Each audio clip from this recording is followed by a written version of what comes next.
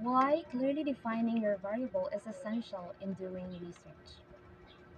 Variables are the building blocks of quantitative analysis, and we need to have variables because that's what we are comparing or measuring to in doing research. Clearly defining your variable is essential for ensuring that you can collect the right kind of data and perform appropriate analysis. It is very important to clearly understand and describe what your variables are before you start your research. Clearly defining your variables helps you collect the right data and make sure that